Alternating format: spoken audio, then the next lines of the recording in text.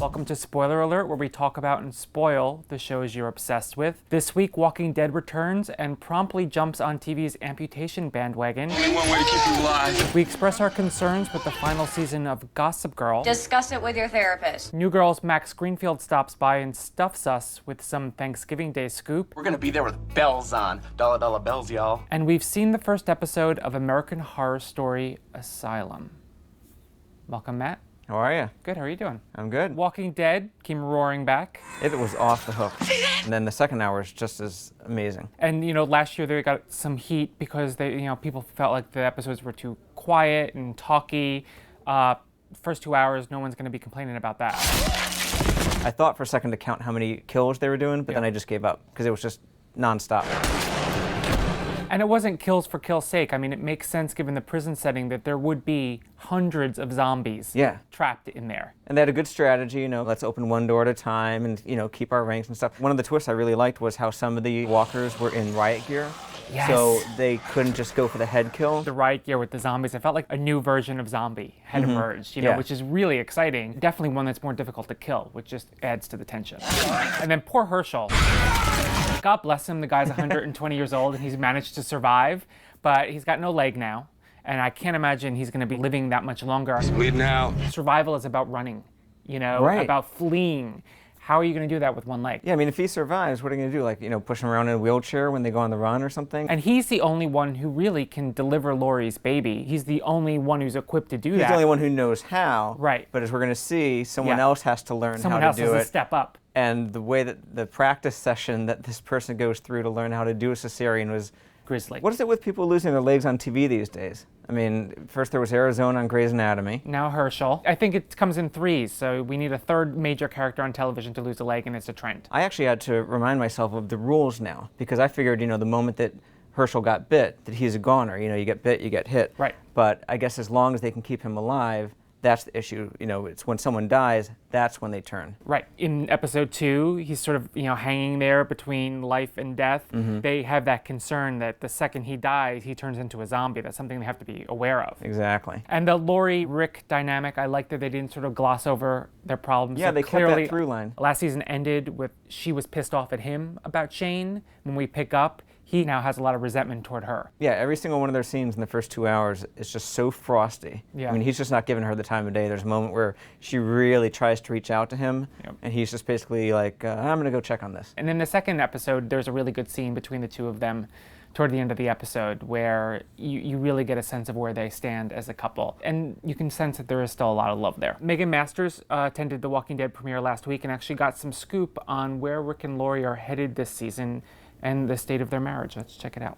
When we left off in the finale, it was sort of Laurie and Carl angry at Rick for Shane's death, but now when we pick up, it's Laurie on the outs and Rick and Carl doing their thing. Rick kills Shane, and Laurie told him that Shane was going to come for him, and that all went well. But when Rick told Laurie about it, he said, I wanted to do it. I just wanted it over. And I think in that moment, Laurie becomes very afraid that in killing Shane, Rick has turned into him. And so she recoils from him instead of putting her arms around him. And I think it's that moment that sort of sets the two of them drifting away from each other on separate icebergs. And I just think he's in the loneliest and the darkest and the coldest and most isolated place he's been for a long, long time. He's emotionally cut off. He's focused on finding a safe place for his wife to have this baby. He's focused on business. His job is there, and they can always sort out the soap opera elements later. When it comes to Carl, kids are savvy, and I'm sure at some point it's difficult to keep secrets in a small group. I think it's because with the Laurie and Shane affair. So now Carl's sort of looped into that. He's found out and he's kind of detached from his mom because of that. I think Rick and Laurie belong together. I'm on Team Grimes, and I think they're meant for each other, and I think they have a very long journey back towards one another. The very last scene in episode 2, there is some concession. Yes, There is a sort of kernel of hope that they're moving in the right direction. Yeah. Both of them have said, I mean, we made a choice, Sarah and I, not to look at each other until a certain point. But I do think that touch on the arm means so much more than words. Now, I'm just curious because in the first hour, we barely saw Andrea, and the Michonne storyline. Well, I talked to Robert Kirkman after the premiere, and he said that it's going to become 50-50 between the prison and the Woodbury community, where the governor is sort of leading things and where Andrea and Michonne are going to be holed up. So they'll probably go back and forth about 50-50. Okay. But speaking of balance, a show that's a little off balance this season, Gossip Girl. Damn it. When they announced a 10-episode final season, I thought it was just going to be chock-a-block with juicy good stuff. Right. They were just going to get real focus on things, and every episode was going to be can't miss. And I thought the first episode was solid, but the second episode, I was like, they're riding on fumes. Serena throwing a party, Dan shopping around his frickin' book. Well, the thing that bothered me the most was the misunderstanding Serena and Nate had when they saw their respective significant others. That's like textbook 101 teen drama. Yeah, I mean, they're adults now. Don't jump to the conclusion that just because your boyfriend is having lunch with someone else that he's automatically But they cheating. were touching hands. They were touching hands. Ridiculous. I thought maybe it was going to be brother and sister, so it was like, a little bit of a twist there that it was father and daughter. Right. But then I guess the message of the episode was, it's okay, Nate, that you can date this 17-year-old girl. Yeah. Because the father said okay. Some things I like Georgina and Yeah. Dan together. I think that's a fun dynamic. I still Right. can't believe that the line, Raw, hard facts. Please say raw and hard again. I can't believe that got past the censors, but I mean, love that dynamic. There's just there's just now 8 I know. episodes left, and we're worrying about Bart's latest sexual transgression. They need to up their game quick if they want us to get excited about this final I season. thought this was supposed to be the season about Serena and Blair, and those two friends and estranged friends and stuff, but they're like almost having no scenes together. From Gossip Girl to New Girl, Excellent. Max Greenfield dropped by and gave me some scoop about Rob Riggle's guest appearance in the Thanksgiving episode. He's playing his cousin, also named Schmidt. There's 2 Schmidts. There's 2 Schmidts. Let's check it out. So Rob Riggle. Yes, we broke that casting. Yeah. Rob Riggle shows Broke that up. casting. Yeah, of course you did. I mean, just- you break all casting, Michael. It's just about respect. Do you have any big misses over the years, like that somebody else broke that you were like, Oh, yeah. oh my God, why did we? The biggest What's the miss biggest that keeps you up at night? might have something to do with Kristen Bell. Okay. Because I'm a big fan. I think when she joined House of Lies, I don't think I broke that story. And I think I'm still a little bitter about it. Okay. But that's between me and Kristen. Yeah, I know. I hear We're that. still working through that. Was there an email to Kristen like, hey, give me a heads up when you're going to sign might have on been to a- a Showtime show? There might have been a text Okay. with a long list of everything I've done for her over her career. Yeah. There might have been. Yeah. I'm not saying there was. Who broke it? I think I blocked it out. Yeah, I know. I That's went understandable. hypnotherapy. Yeah, It's no, like there's certain things in life you gotta just get rid of I hear that. because it will destroy you. Yeah, it's like bad auditions. Like, you Yeah. gotta get rid of that. Back to you now. Yes, no. So Rob Riggle Yeah. comes on in the Thanksgiving episode, and he plays Schmidt's cousin from Minnesota, the wild, savage Schmidt. Rob Riggle is quite possibly the funniest person I've ever worked with, even if they cut him to bare minimum.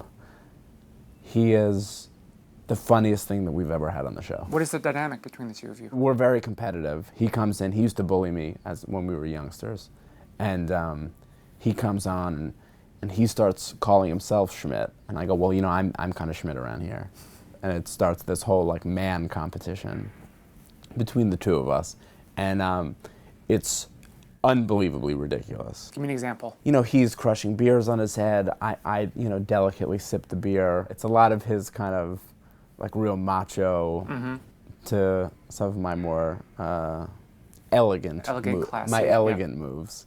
And then I try to explain to him that, elegance is the new manhood, and it turns out he's got some elegant moves of his own. I have never broken so much shooting an episode.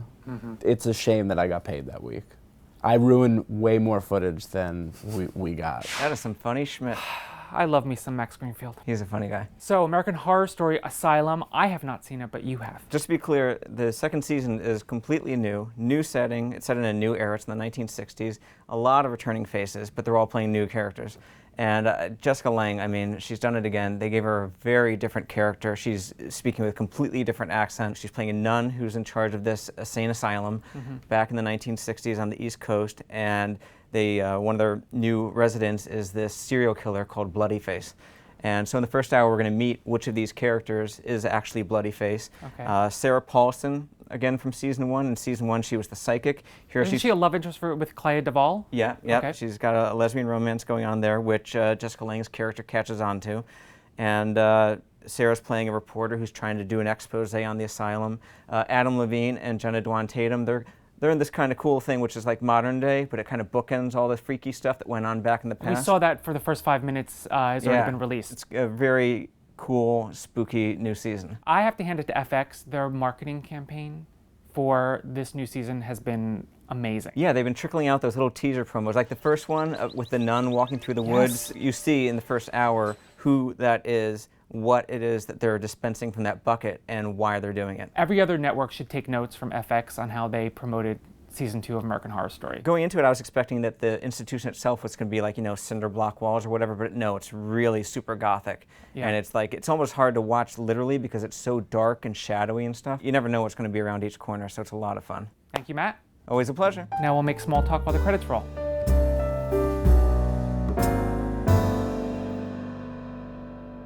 Hey, I'm Nolan Gould, and you're watching ENTV. Hey, I'm Rico Rodriguez from Modern Family, and you're watching ENTV. My name's Chris Pratt, and you are watching ENTV.